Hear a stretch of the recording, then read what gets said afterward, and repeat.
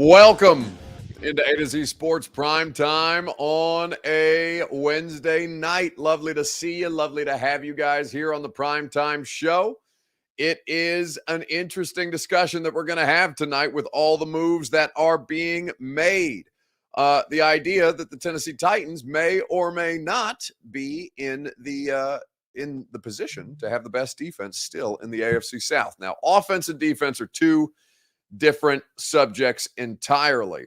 But as the Titans try to maintain their position in this division and understanding that not just Trevor Lawrence is going to occupy it, but soon many other talented quarterbacks in all likelihood, this is something that they're going to have to continue to build upon, not just worry about the fixes on offense, but try and figure out what the hell to do with this defense as well. So we're going to talk about that tonight, and we'll get into a discussion about draft stock. Where do you kind of put yours now that the Titans have made their first wave free agency moves? And of course, as is the custom on a Wednesday night, the rising and falling candidates of the sports week. Whose stock rose, whose stock fell the most in sports? We'll get to it later on. Joshua Medina says, what kind of bar is this, Buck? Who cares if they have the best defense in the division? Well, you should, mother bleeper, because you're going to have to stop all these quarterbacks. So you damn sure better hope that you have something to cling to, because it's not going to be your offense in 2023. So damn sure better be your defense if you're going to be legitimately competitive in the AFC South. Tyler says Minshew is not an elite quarterback. Buck, you were on something. Who even said anything about Gardner Minshew? I couldn't tell you. Prior to just then, I could not tell you the last time that I have uttered the name Gardner Minshew. What does Gardner Minshew have any damn thing to do with what we're talking about tonight, which is the Titans' defense and how it stacks up in the AFC South? What the bleep do I care about Gardner Minshew? What do you care about Gardner Minshew? I don't know why I'm so passionate about this. Either way, let's start the show. We got a lot of ground to cover. Welcome into A to Z Sports Prime Time from the Superbook Sports Studios. I'm your host, Buck Rising, and I'm proud, as always, to be presented to you by our friends at Superbook Sports. Go to superbook.com to get the best odds boost and promo bets around. Superbook is where you go for the best bets. The best place to wager is always the Superbook Sports app. You can go to the Ashton Real Estate Group of RE/MAX Advantage if you want the intel edge you need to succeed in this red-hot Nashville real estate market. GaryAshton.com will get you right with the best intel in Middle Tennessee. And TrueMath Fitness in the Gulch. TrueMathFitness.com is where you go for your first workout free and to find out any level of their membership options. TrueMath Fitness is the place that will get you right ahead of boating season and lake season. Matt S. says, Buck is definitely going to rage at a comment tonight. Yeah, you're right. I'm pissed off for no reason. I'm fired up for no reason. I'm ready to get after somebody's ass the way that your defense needs to be able to get after a couple of different quarterbacks' ass if you're going to want to win this division. If you're going to need to win this division, it's probably not going to be on the strength of your offense in 2023. Now, I say that ahead of the NFL draft. I say that prior to free agency really being complete. In fact, we're really just a week into the official start of free agency at this point. But I say all of that because we know the state of the division. The goal is to win the division, to make the playoffs, to win the Super Bowl, and on and on and on it goes, to do it year after year after year. Well, you have to first win the division. That's the starting point for all of these conversations. And so why I'm focused specifically on the AFC South is now that we're a full week into free agency, I think you can kind of take a step back, look around at what all these other teams have done and see, okay, truly, how well do I stack up if I'm a Titans fan against the Colts, the Texans, and the division champions, the reigning division champion, Jacksonville Jaguars? And how is it that I leapfrog those three teams to get myself back into a position to succeed? So with that being said, I want to discuss whether you think, or what you think, who you think rather, has the best roster in the division at this point between the Titans, the Jags, the Texans, and the Colts. Who do you think has the best roster in the AFC South? It's your Two Rivers Ford take. You're going to react to that, and we will discuss right after I remind you that your Two Rivers Ford take is presented by our friends at Two Rivers Ford. Go to Two Rivers Ford for the best car buying experience humanly possible. Two Rivers Ford always goes above and beyond to sell all non-specialty new Ford vehicles below MSRP.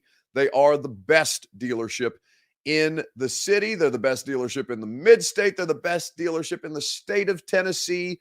And in my personal opinion, in the country. Two Rivers Ford always goes above and beyond to make sure you feel no pressure throughout the course of the car buying experience. Two Rivers Ford in Mount Juliet or online at tworiversford.com. So, how do the rosters stack up at this point? Where do you see the Titans in the division comparative to the rest of the AFC South? Same shirt. That's a very inside joke on the primetime show that not a single other one of you are going to get. But yes, indeed. Not a lie. All facts around here on the primetime show. I had some work to do this evening, so I had to make it happen. Let's see. Derrick Henry alone is better than half of the division. Well, that's simply not so because Derrick Henry was a part of a roster who lost 7 straight games last year.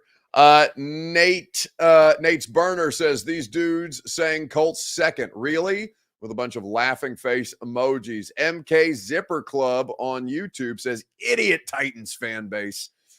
LMAO. Laughing at the fan base that he's calling idiots, which is largely the majority of you. So, you can take these things out on MK Zipper Club if you so choose. But as you look at the kind of things, the moves that they've made in free agency, right, specifically to the Titans, we know this, that they're practical, that these are not contracts that are going to linger beyond 2023. This is not a bunch of dead money that they're going to have on the books. If the players don't work out, they've got 6 new players on the roster. And it's been my position, as you guys know, I'd rather have 6 functional potential starters than go all in on one record-setting contract, one market resetting contract for one player at a position of need. Now, with all that being said, defensively, the Titans still have the edge. They still have Jeffrey Simmons. They still have Kevin Byard for the time being. We'll see how much that changes in the coming weeks, and we will discuss at length how much better this team can potentially get and where they may need to add pieces and parts. But as you look at the rosters, I would say that the Jags, by nature of having the franchise quarterback already on the roster and a lot of competent pieces in place, I'd say the Jags have the best roster in the division. Second, I would agree with the commenter. I didn't see whomever said that the Colts have the second best team or the second best roster post the first week of free agency, right? We still have draft. We still have post-draft free agency. We still have undrafted rookies that we need to get through. So these are not complete rosters at this time. But you have, I would say, the Jags. I would say the Colts second. I would say the Titans third. And I would say the Houston Texans fourth. But I think the Texans have the potential to leapfrog the Titans as far as the competency within the division is concerned. I do think the Colts have the second most talented roster in the AFC South right now. They still have Shaq Leonard. They still have DeForest Buckner. You have a couple of different players who left in free agency, like Bobby Okereke, but EJ Speed was re-signed. They still have a lot of fun players defensively, and pending the quarterback situation, the offense isn't completely lost in the shuffle. The attrition that they had, they don't have Paris Campbell anymore. He's an unrestricted free agent. He has been a bust thus far in his Colts career, but I would say that the Colts are the second most talented team in the division as we sit right now. Now, I think the Titans still have the edge over the Texans. I think the draft can change that. I think that the Texans could very easily leapfrog the Titans right now because the Texans have 12 draft picks to the Titans 6. They have a lot more opportunity to add higher profile talent. They have the opportunity to trade for higher profile talent. They've got the capital to get this thing done if they so choose. And the Titans, they've added players, and I think they have the ability to rebound, but they're a piss poor football team when last we saw them. There's no disputing that. This roster lost 7 straight games. Now, a lot of those pieces and parts are gone. You have Dennis Daly signing a 2-year deal in Arizona. I mean, I almost want to hold my nose thinking about the idea that Dennis Daly got a contract anywhere, much less 2 years. But yeah, I don't think there's any disputing that you look around at the Titans roster right now and still after the first round of free agency say, yeah, this is still not, I'm not sold. I was talking to producer Lucas on the radio show, or getting ready for the radio show today. We typically get on the phone about an hour before the show and put the show together before we go on the air at 10. And I was saying to Lucas, like, I don't know how to describe it. I don't know how to quantify it. We're not through the offseason process yet, so the roster isn't complete. But I have this gut feeling that the Titans are just going to be absolutely wretched in 2023. Now, I don't know how to describe that, but there's nothing necessarily about the Titans roster moves that have alleviated that concern for me. I don't think that they're going to finish last in the division. I think they still hold the edge over teams. I think that Mike Vrabel is still a better coach than what they have both in Houston with first-year coaches and in Indianapolis. I think that Mike gives them a chance to succeed no matter what circumstances that they're in. But I largely feel that this season could potentially be wretched for the Tennessee Titans. And I don't know what else to ascribe that to other than I have a feeling in my gut that they're about due for a shitty season, right? So that doesn't mean anything. That's just kind of premonitions about the season. I have no idea what's going to happen. The Jags may completely fall off the cliff. The Texans may rebound in ways that we can't expect. The Colts may actually be competent in 2023, and the Titans may be better than I'm giving them credit for. I have no idea what's going to happen. But I do think that I think everything right now trending towards this season doesn't necessarily indicate any signs that this is going to be a substantially improved football team than the one that went 7-10 last year. Now, how not to on YouTube says is true, Buck. Most people know this is a Titans down year. Well, I think you can make the argument. Well, let me play devil's advocate to both, because like I said, I do think that this potentially could be a very shitty season for the Titans. But I do think that there's something that we're ignoring in all of this, and I'll explain what I mean by that here in just a second. Right after I remind you that the A to Z Sports Primetime Show is presented by the Ashton Real Estate Group of RE/MAX Advantage. GaryAshton.com is where you go for your dream address without the stress. The Ashton team will put you in a position to succeed with the intel edge you need and that only they can provide. GaryAshton.com will make sure that you get your dream address without the stress. Will help you sell for more with the intel that they possess, and will always make sure that you get what you want out of your investment, because a home is an investment here in Middle Tennessee, especially with the way that the market is situated. They did the same for me almost 4 years ago. Be 4 years ago in June that I got my dream address, courtesy of GaryAshton.com. You can do the same with the official real estate agent of the Nashville Predators. So looking at the circumstances. So I think a lot of people are acknowledging, or Titans fans are coming to terms with, or all these different things, that in all likelihood, this is going to be a down year for the Tennessee Titans. Now, you could say that 2022 was the down year, that starting 7-3 kind of confused you a little bit because they had no business starting 7-3, right? Given the way that they ended 7-10. So you can make the argument that the Titans have already gotten the down year out of the way, and that they now have the baseline for how much better they can be. Now, if they bottom out at 7-10 in the Mike Vrabel era, it's not good because they missed the playoffs. They shit the bed. They lost 7 straight games. They were an atrocity. Coaches were fired. General managers were fired. Players were cut, and they're trying to reboot this thing. But if the bottom is 7-10, then you're feeling pretty good about things. This is still a shitty division. This is still a terrible division. This is the worst division in football.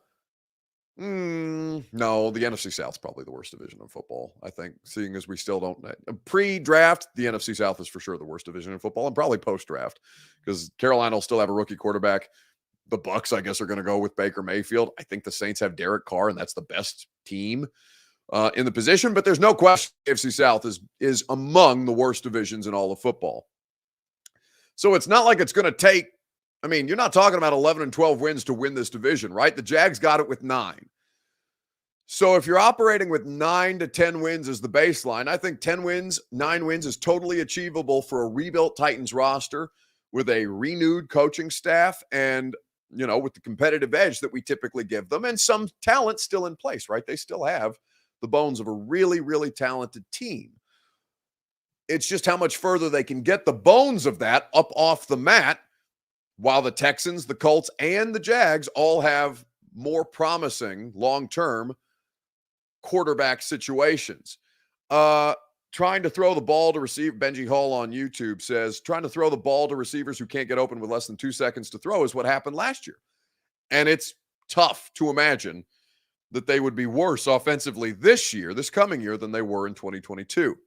But I will say to you that I also thought that it would be near impossible for the Titans to be as injured in 2022 as they were in 2021. And what happened? They were damn near just as bad. So it can always be worse, no matter how bad it feels at the time. And 7 wins is not terrible, by the way. It sucks if you're a Titans fan because they started 7-3 and they shit the bed. But it's not by any stretch of the imagination like bottoming out the way that a lot of these franchises do. Eric White says, you guys are so negative, LMAO. Well, okay. Am I being negative or am I being realistic?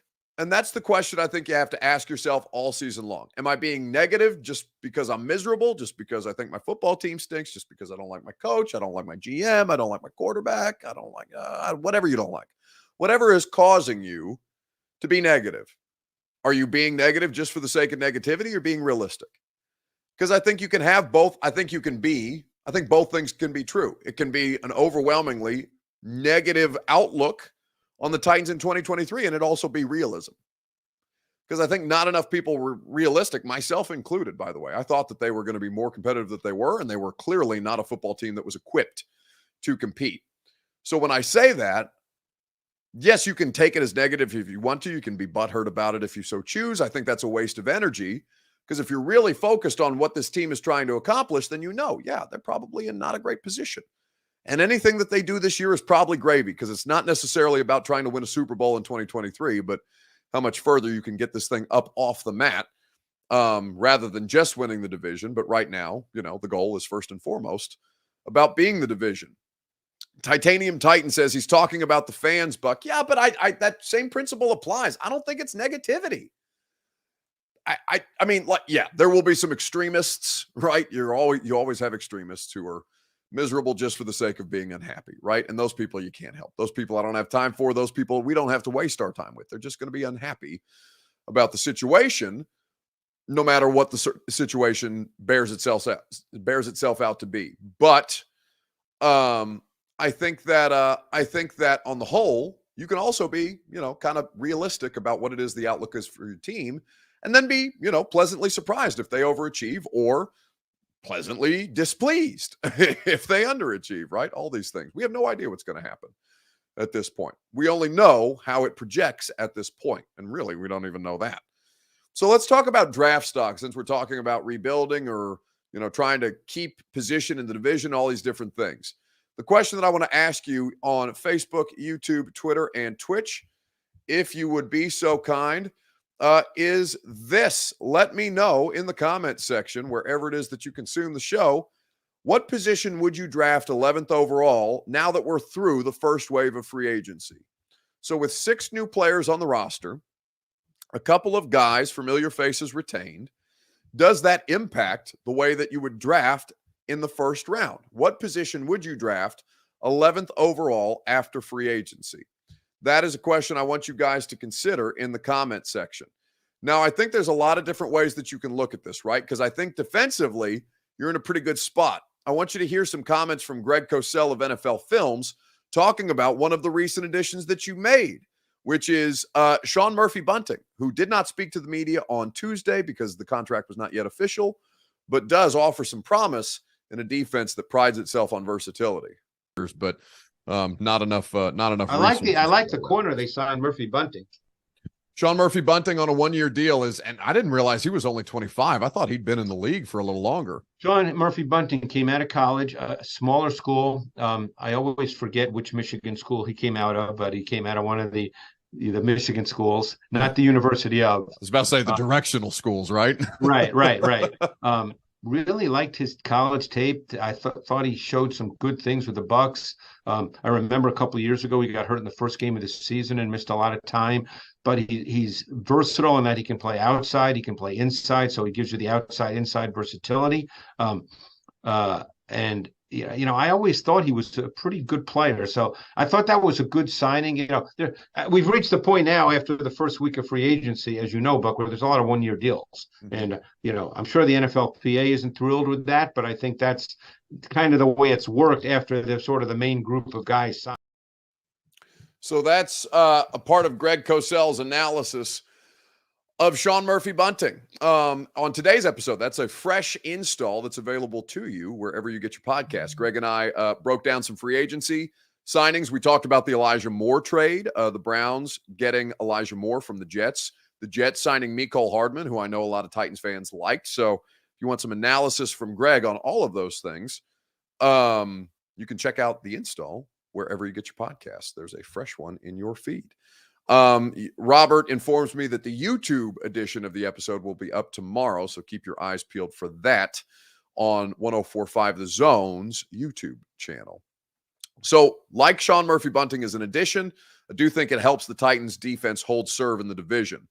But either way, I think that we can talk about the draft and how it is that things project. We'll get your comments on this here in just a second, right after I remind you that the Primetime Show is made possible by TrueMav Fitness in the Gulch. Get your fitness journey started with the best workout plan and program humanly possible. That's TrueMav Fitness. Whether you want to try out the workouts for yourself, maybe you're unsure, maybe you don't necessarily know, maybe you're trying out a couple of different gym options.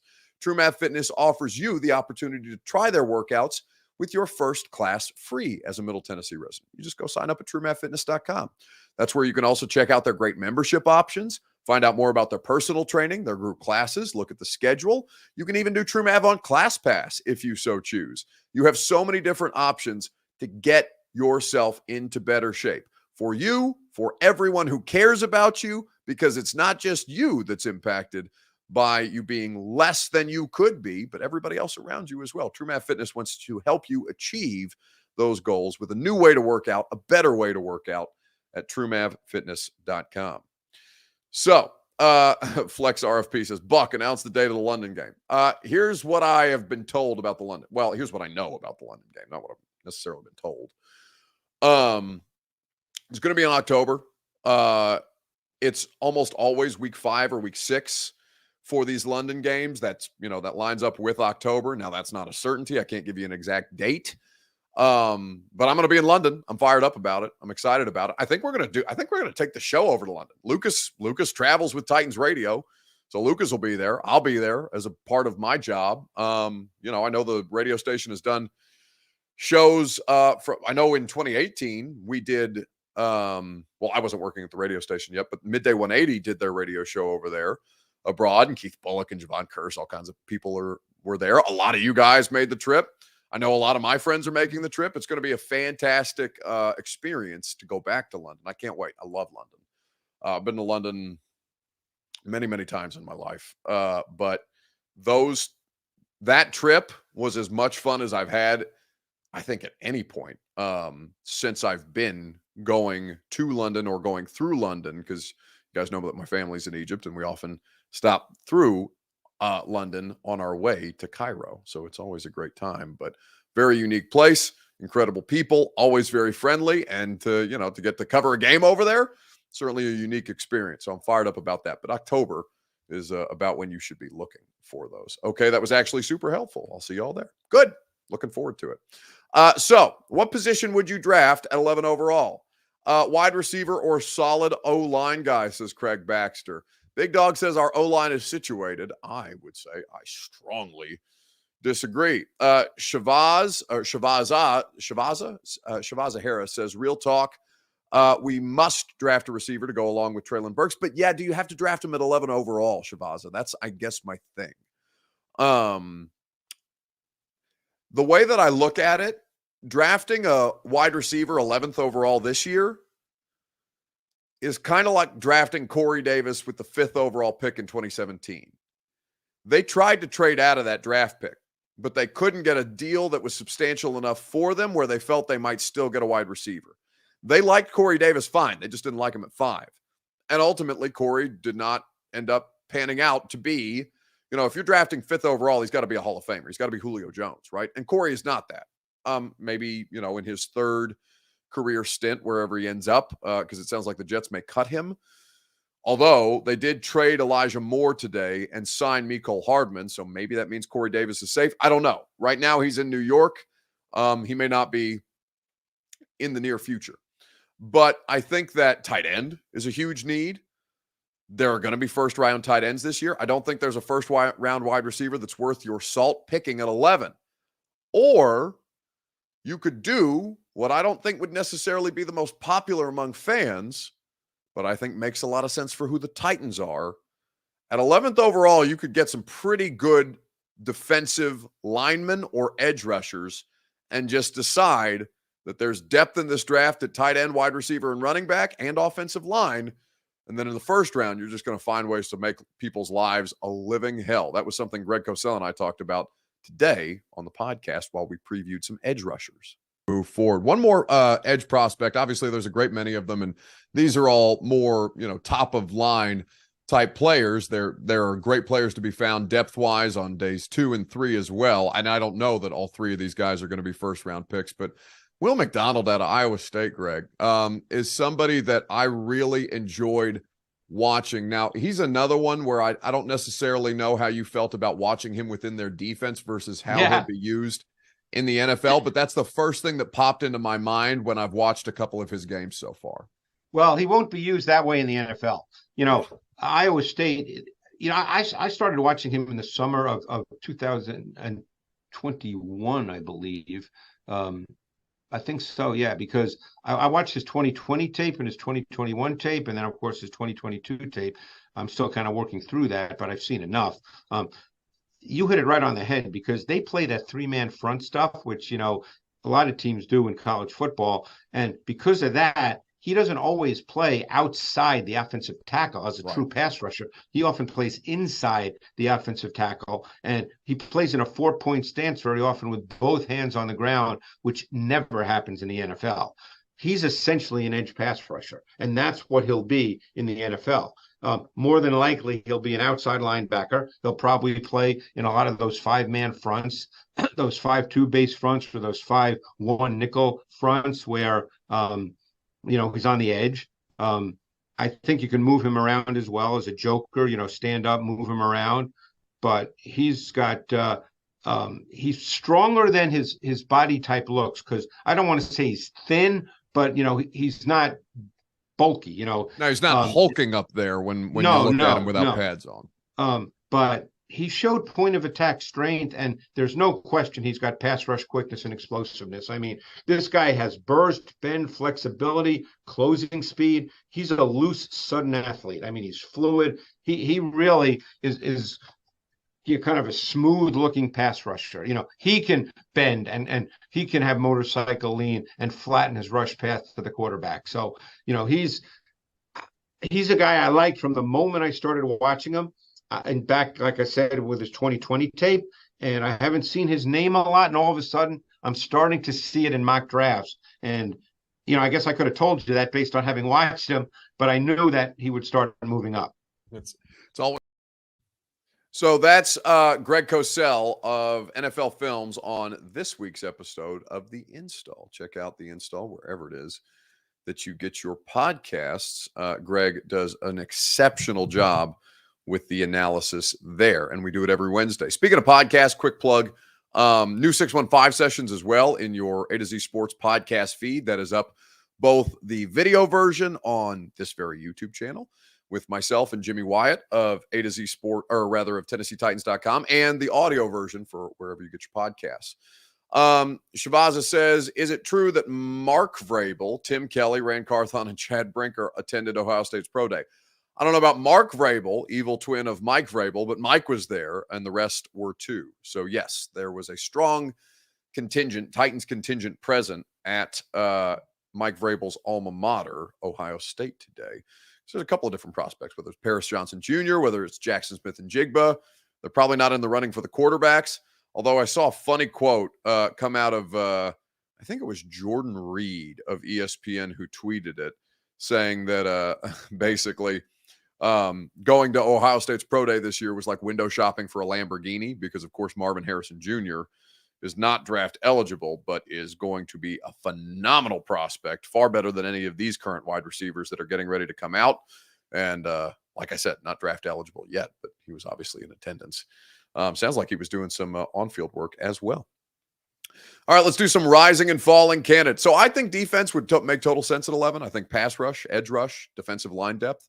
Danico Autry's in the final year of his deal. I wouldn't hate Tyree Wilson, the Texas Tech defensive end. I wouldn't hate Will McDonald. I think there's a couple of different edge guys that I'm totally in favor of at 11 overall that I necessarily would not have been if they didn't make the offensive line moves that they already have at 11 in free agency thus far. So let's move on and let's do the rising and falling candidates. Whose stock rose? Whose stock fell the most in sports this week? We'll talk about it together right after I remind you that the Primetime Show is presented by Superbook Sports. Download the Superbook app today and they'll match your first bet up to $1,000, win or lose.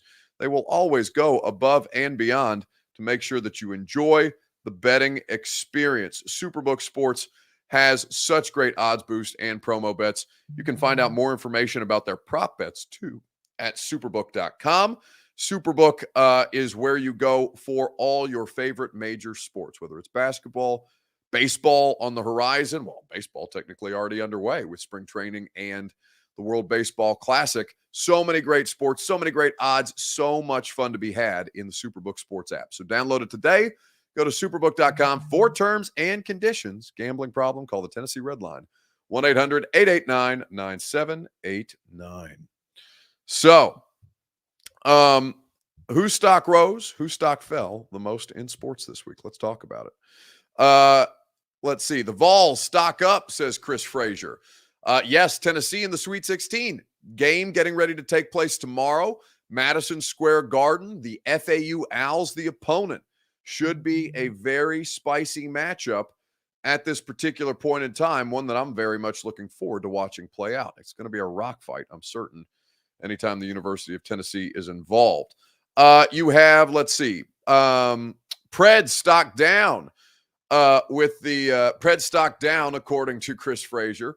They won last night. They're technically, it's still in postseason contention, which is kind of shocking to me.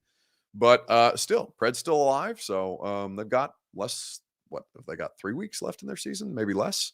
2 weeks left in their regular season. So Preds still have a chance to make the playoffs, but they're like 5 games back of the second wild card spot right now.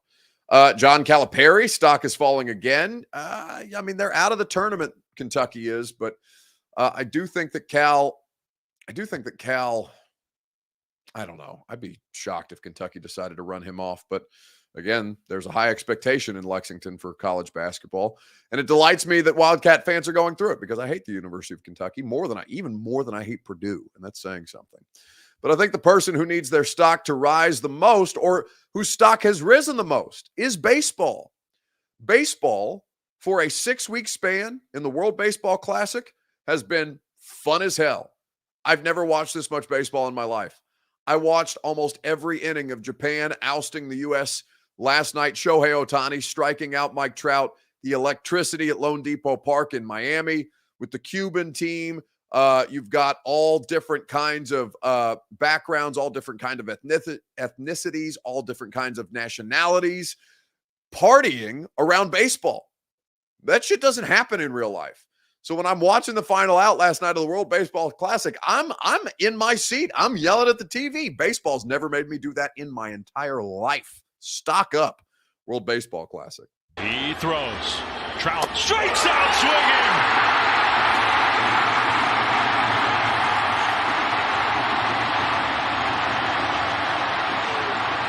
Ohtani and Japan celebrate a World Baseball Classic championship. So electric all throughout the course of the World Baseball Classic. I have seen, like I said, more baseball in the last couple of weeks than I have in my entire life. Bryce Erickson says, baseball, no thanks. Wake me up in September. That's fine if you're talking about the MLB, Bryce, but you are sorely mistaken. I think it goes in this order. The World Baseball Classic, which is basically the World Cup for baseball, college baseball, MLB. And I don't think it's close with college baseball and MLB. It is so much fun to see different countries celebrating this way, to see the celebration around baseball. And it's got to be kind of jarring for people who are baseball diehards to see America's pastime celebrated with so much more vigor and energy by countries everywhere else in the world, other than the U.S., where we're all just kind of like, yeah, I'll go to a baseball game if there's nothing else to do on a Saturday in July or baseball getting ready to pick up in earnest here very shortly. But if there's nothing to do on a summer day, yeah, you go to a baseball game. Maybe you spend half your time looking at the phone. Yeah, baseball fans are a dying breed. At least Major League Baseball fans are a dying breed. And I would much rather commit my baseball energies to 6 weeks of World Baseball Classic than have to give a damn about 162 Major League Baseball games a year where the play is not nearly as fun and the environment not nearly as exciting. Okay, it's going to do it for us tonight on the Primetime Show. Good one, longer one this evening. Thanks for spending time with us. Radio show tomorrow. Voice of the Vols, Bob Kessling, live from New York City. He'll join us on game day because Tennessee's getting ready to take on FAU in the Sweet 16.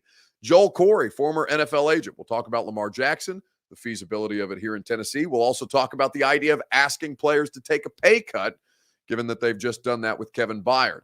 We'll have a great time from 10 to 1 on 104.5 The Zone, so we hope you guys will join us there. If not, I will have you for one more primetime show tomorrow night here on A to Z Sports. Check out the install. Check out the 615 Sessions podcast because I've